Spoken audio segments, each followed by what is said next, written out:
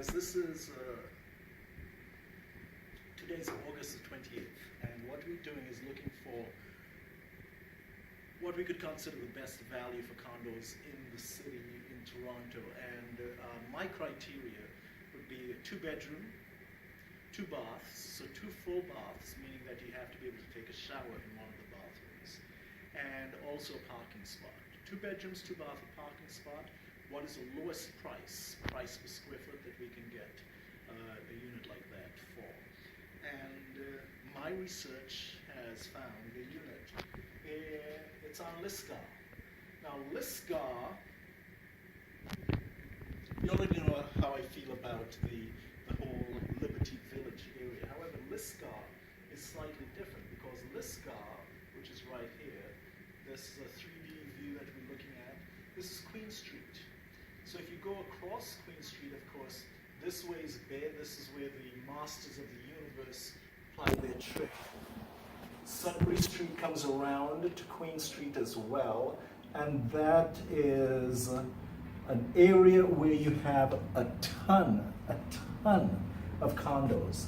And what that does is put a lot of pressure on the infrastructure.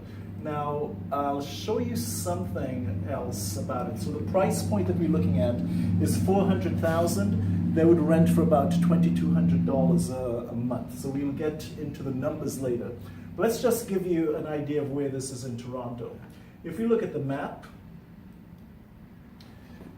this is Lisgar, this is Bathurst, Spadina, and you hear Bay Street, which we're going to consider the center of Toronto because that's where the masters of the universe ply their trade. Not on Yonge Street, which is more of a geographic center or how the center is built. We're going to be right on Bay Street, and we can come across to Lisgar either from King Street here or from Queen, which is this street here. Look at the difference in trying to get, say, there's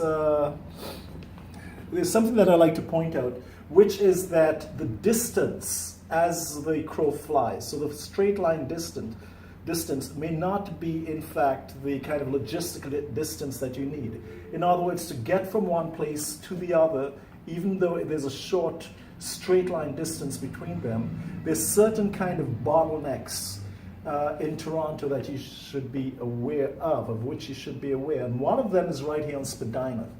Spadina, if we go in here, notice that you have the Gardiner Expressway.